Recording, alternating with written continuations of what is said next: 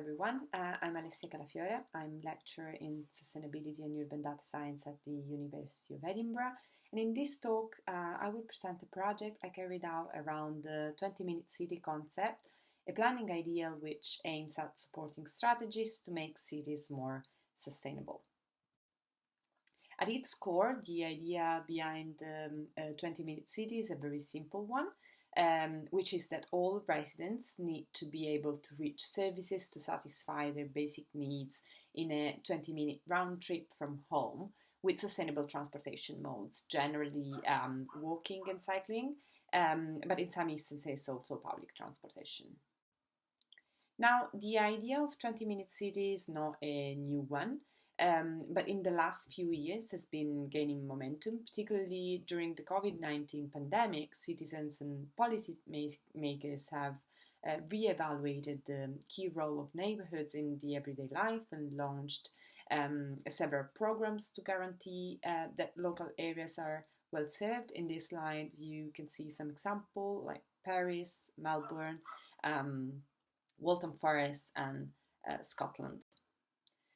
The project I'm presenting today was in collaboration with Liverpool City Region and funded by the Partnership Recovery and Resilience Fund of the University of Liverpool.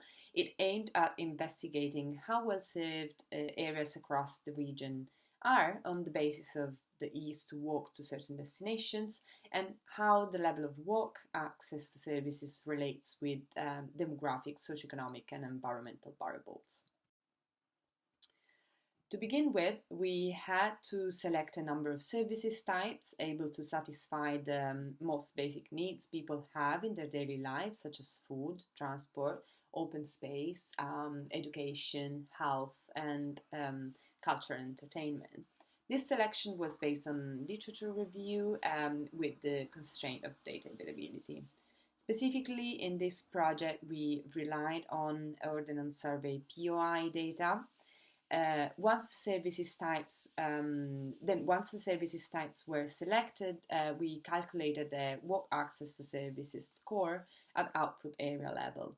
To do this, from postcodes in Liverpool City Region, the minimum walk time to reach each destination type was computed and then aggregated at output area level. Then the 10-minute constraint was applied, and the number of services types that satisfy such constraints are counted so that each output area has a score that goes from 0 to the number of services types selected, which is in our case is 12. With the generated score was then possible to identify spatial classes of high and low access and the local relationship with other variables of interest.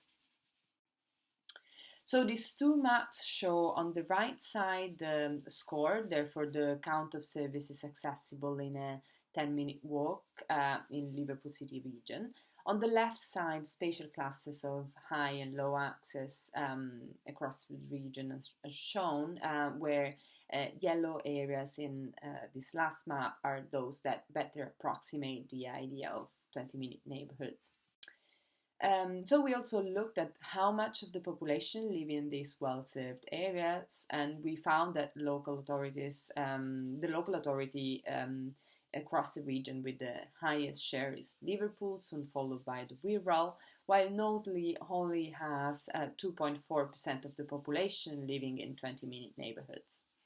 As I mentioned previously, we then looked at the local relationships between access to services and demographic, socioeconomic and environmental variables through multi-scale geographically weighted regression analysis. I will not report on all results now, but just a couple that I think are of particular interest.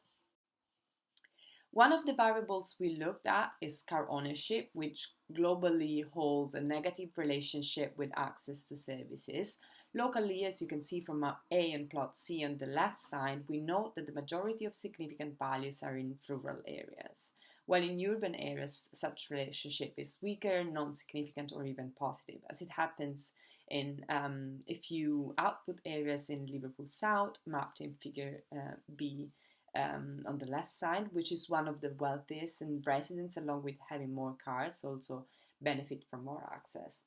We also look at the relationship with air pollution, noting that areas of high access tend to overlap with areas of higher pollution, as shown in map A on the right side, while we also see positive local relationship between access and pollution, which is mapped in figure B on the right side.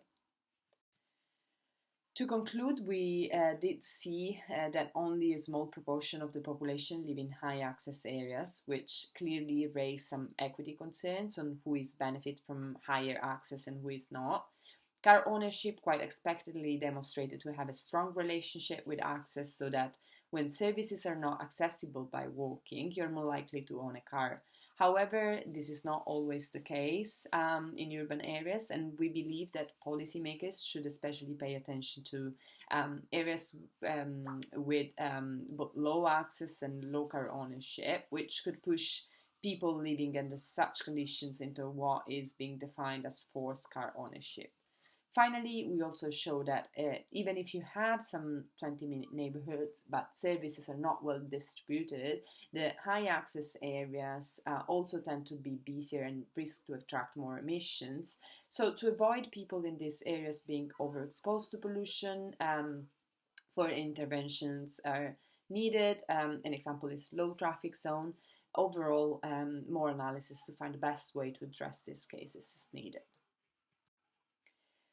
Thanks for listening. The project I've been talking about has been published in Transportation Research Part D, so do check it out. And if you have any questions, comment, or even just feedback, do not hesitate to contact me on the contacts you can see in this slide.